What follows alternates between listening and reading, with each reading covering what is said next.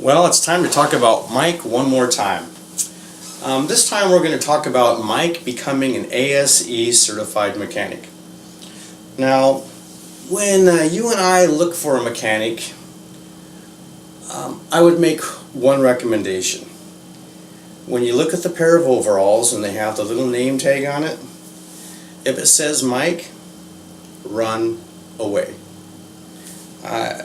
You don't have to follow my instructions on that, but at least get the guy checked out. You know, go to Yelp or Angie's List or something and make sure that this guy isn't some kind of wacko that used to live on my block in Port Angeles as a kid. Because if it is the same guy, you definitely don't want him to be your mechanic. Now, fortunately, the Mike that we're going to talk about, the Mike of lore, my neighbor, didn't really get an ASE certification. It was an imaginary, made-up certification in his own mind.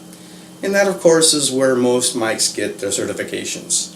Unless, of course, they're stamped with a certification that says nuts. Now, when they get one of those, that usually comes from the USDA, Department of Agriculture there, looks at them and says that you can't use that to do anything, so they stamp that little thing on their forehead. So, there you go. That's the way it works. So there's a certification that you can give a Mike that's alright. Nuts. But let's discuss how he got the opinion that he was an ASE certified mechanic. Well, it all goes back to the time that he turned 16. And so think about this, it's probably 1984. And in 1984, cars cost a lot more than $400.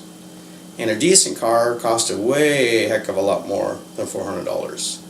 But one of Mike's crazy relatives thought that it would be a good idea to give Mike $400 for his 16th birthday. And, well, you know, they're being nice. They don't know that Mike has a propensity to do nutty things with money. Later on we'll talk about another nutty thing that he did with some money. But in this particular instance, he spent that money on a 1972 Camaro down on the reservation that barely ran, that looked like it had been run into all kinds of things. And so he got what he paid for. He got $400 worth of car for $400. And so let's look at the car for a moment. You might want to be interested in knowing what his dad called it when he first saw it. He called it a rolling turd. And this was the name that the neighborhood thus gave the car, for obvious reasons. It was a brown 1972 Camaro. And not only was it a brown Camaro, but it had brown rust spots on the brown paint. And it had many spots where it had been bondoed and then primered with brown primer. So it was many shades of brown, and it was a pile of a car. So we can understand why Mike's dad thought that it was a rolling turd. Now the fact was that it in fact did run. It did not run well. As a matter of fact, it made a lot of noises. It had some serious issues with the motor, probably with the transmission, although that wasn't the thing that went on it, so maybe that wasn't the big deal. But the tires were all four wheels were bald. The brakes were not doing too good, partially because the master cylinder was bad. You know, so there was just a lot of issues with the car. But Mike loved the car. And he loved it for many reasons. And I think that one of the reasons that Mike loved it so much was because it got him his first real girlfriend. I am not going to describe her in all her glory. And I am not going to say much about her at all, because I'm not going to disparage her character. She was Mike's choice. Well, let's put it there. Let's also give her a name that is descriptive, yet not too descriptive. We will call her Woof. That is as far as we're going to go. No further. There will be no other derogatory remarks. Okay, so now Woof, Mike, and the car go places together and do things. They don't do much because Mike has no money and no job. And I'm not exactly sure where Mike got the money for the gas, nor the daily quart of oil, nor the money for the car wash that he took it to every day when he put in the daily quart of oil. But that's neither here nor there. But Mike just loved the car. And as a matter of fact, one of the things that he said about the car that was very funny is he told me that he loved the car because he looked cool smoking in it. The funny thing about that was that both he and Wolf smoked, and then so did the car. So the three of them were quite the trio, to say the least. The three of them in Mike's car. It's a very funny mental picture. But one day up at the high school, Mike was leaving school after school there, and he went to start it up, and it threw a rod right after it started, and it began to clank and clank and clank and clank and clank, and he limped that poor car all the way home from high school. So it was the demise of the car. The engine was toast, and it had thrown a rod clear out the side. There was oil gushing out and radiator fluid gushing out. But nonetheless, Mike actually did make it all the way home from high school in the car. But he no longer had a way to get himself from point A to point B without walking or bicycling. And those were things he was used to doing, so he was okay. But it was really hard to get Wolf around doing that. So it curtailed their dating a little bit. And that was very disappointing to Mike. And Mike seemed very disappointed about the whole thing. He'd go out and look at the car, and he'd stare under the hood. And one day my dad saw him doing that and went over there and asked him what the problem was. And he explained to my dad that his car didn't run anymore because it had thrown a rod and blah, blah, blah. And my dad actually was an ASE Certified Mechanic. He actually is certified on more things than just cars. He's certified on jet planes. He's certified on diesel locomotives. All kinds of crazy stuff, because my dad is a very good mechanic. And so my dad, being the guy he was, said that he felt sorry for the poor stupid kid, so he was going to help him out. And that's what he did. He helped out the poor stupid kid, Mike. He took him over to pick apart in Olympia. They found a old, still running 400 small block Chevy to shove in the car to replace the one that had blown a rod through the side of the block there. And so they bonded over working on the car together and their mutual adoration of cigarettes, and they started doing little projects on the car even after they got it running again. My dad helped him put brakes on the car, replace the master cylinder, do a tune-up, and even helped him put a new exhaust system on the car because it had a whole bunch of holes and things missing all over the place. So he got that far with the car, and then my dad left us and left poor Mike. So my dad went off to pursue other things and left poor Mike without the ability to continue working on his car. But Mike at this point thought that he was an ASE Certified Mechanic because he had witnessed one at work. I had never seen Mike pick up a wrench in the entire time. I had never seen him actually turn a single nut or bolt or anything the whole time. But he considered himself now to be an ASE Certified Mechanic because he had, by osmosis, absorbed my dad's abilities into himself. And so here we are. We've got Mike, the mechanic, the ASE Certified Mechanic. And due to this newfound abilities and desire to use those abilities, we have Mike doing other things on his car. Most of the things he did to his car were superfluous nonsense, affectations that didn't belong on it, like SS stickers and emblems that he glued onto his car because they didn't have places to actually be screwed on. Stupid things like that. And then one day he recognized the fact that yes, the bald tires would have to be replaced. And so he mustered up the money, probably begged it from his mom and dad, and got an entire set of wheels off a wrecked 1983 Camaro. Now, the 83 Camaro had the same 5-lug bolt pattern as the 72, and the dimensions were the same between the lugs. But the issue is that the 83's wheels were an aluminum alloy wheel that used a collared lug nut. And the 1972 were steel wheels that did not. And so Mike didn't see this as an issue. He was just going to use the lug nuts from his old car wheels and just tighten them tighter. Now, you and I might have spent the 20 bucks, 30 bucks to go get the correct lug nuts to make sure that things worked correctly and that there was no damage done to the wheels or the car or anything else. But that's what a non-Mike would do. A Mike would make things work. So it wasn't as bad as just using duct tape to put the wheels on. So, it was better than most of Mike's ideas, but it wasn't good.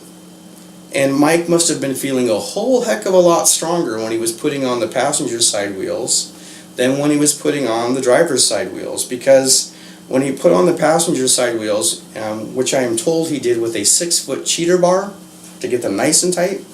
Now, if you can imagine reaching up and grabbing a 6-foot cheater bar, pulling that down to, that's just a little bit extreme. How he didn't break a bolt or a nut on those wheels, I have no idea, but he didn't. Instead, what he broke was the casting of the wheels on the passenger side of the car, both front and rear. And that will be handy information for what happens further down the road. So now with the new wheels on the car and Mike having actually done it, he just feels ecstatically happy. He thinks that he's on top of the world and he's the best mechanic ever. Not only that, he looks at the rolling turd and he admires its beauty. And he just can't believe how wonderful it is now that it has these new wheels. And now that it has these new wheels, he believes that it must be the fastest rolling turd there is on Earth. And because of that, he wants to drag race it. So he's excited to be able to take it out that Friday night and to be able to show off its power and prowess. And of course, now that he's got a car again, he and Wolf can do this together. So he goes over to her house.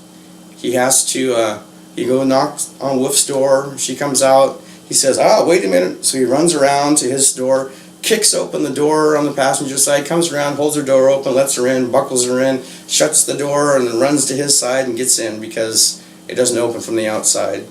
So it's a work in progress. He's got some other mechanical things that need to take place in order for it to be up to snuff completely, but it does have SS symbols on it, and that's awful nice. And no, it's not the Nazi SS, it's the Camaro SS. It's different. If you need a reference, look it up on the web. Anyhow, so Mike is pretty stoked. He's got Wolf in the car, and they're cruising the loop. In our little town of Port Angeles, the loop consists of First and Front Streets. It's a 25-block loop that goes all the way downtown and then rolls around uptown. Goes all the way from used to go from the police station, basically is where we would turn, and all the way up to McDonald's and back around. And so that gets you through town, and kids would cruise that Friday, Saturday nights. And in the summertime, every day of the week, pretty much, looking for other people to goof off with. And so that's what Mike did. And eventually he finds a kid with a 383 Mopar that he can race with. And so here comes Mike, all excited, and they head down to the spit, which is called Edis Hook. And it's a 2-lane road that goes down to the Coast Guard station. You usually have friends stop traffic down by the mill so that you can drag race from the Coast Guard station back towards the mill. And that's in fact what they were going to do and what they did. So Mike is on the outside or right lane going back towards the mill, and the Mopar is on the left lane. They get given the signal to go, and they both take off like a shot. And believe it or not, Mike is actually in the lead in the beginning here. He's beating the Mopar with his small block 400. Hard to believe, but it's true. And so he's winning the race until about halfway. And then the wheel in the back just can't take the stress anymore of being cracked and broken by his 6-foot cheater bar, tightening it down so tight that it is, basically shattered the aluminum there. And so it busts off, and it goes bouncing down and over the seawall, which is just a bunch of rocks, boulders basically along this right side there. And so Mike is not deterred by this at all. And the reasoning we're not clear on. We've debated this many times as to why wouldn't he have just tried to have stopped at this point. Either he thought he was going to win because he was so close, being halfway, or he hadn't noticed the fact that the car had dropped in the back end, was showering sparks all the way down the road, and was making an awful loud and crazy noise from the back end there. And I'm voting for the latter one that he just hadn't noticed. That's I like that one best. So anyway, at this point, Mike has still got his foot to the floor. He's got, you know, his little never left mindset in, and he is going to take this to the brink. I imagine at this point that Wolf is probably a little bit excited and probably telling him to slow down, but I cannot be sure because neither one of them have communicated anything about this, and I didn't interview Wolf at all. I did try to interview Mike, but asking him questions, you got a blank stare because I don't know that anything was computing. But anyhow, so as that happened, a few more feet down the road, and then the front wheel does the same thing. It gives out, and it popped up and spun off in the air and flew away. The rotor slammed down, started showering sparks, and it started pulling the car over to the right, as you can imagine, and so it takes it towards the sand and gravel there, and of course towards those big old boulders. So Mike is definitely slowing down at this point. He's going from 80 down to whatever he went to when he finally hit the seawall, the rocks. He got stopped in just a few short feet. It did peel back a lot of the car on the right side. It did scare Wolf half to death. It facilitated the death of the rolling turd. It also facilitated the demise of Mike's ASE certification. It got ripped up at that point, tossed away, and no one has seen it since, and that's probably a good thing. So I'm hoping the Mike that you find at your mechanic is not the same Mike, because if it is, boy, run away. But anyhow, at this point, we have Mike being ticketed for speeding, for drag racing, for being a violation to nature, all kinds of stuff going on there.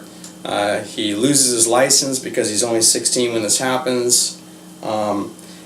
He gets fined, and he loses both Wolf and the rolling turd in one night. A pretty steep blow for a Mike. I'm not sure if he recognized what actually happened or how long it took him to process that, so it might have been a really severe blow for Mike that year. Who knows? But anyhow, that's what happened with Mike and his ASE certification. The one thing that you can be guaranteed with regard to the results of this particular incident is that Mike was no longer Mike the mechanic or Mike the driver. He became Mike the bicyclist.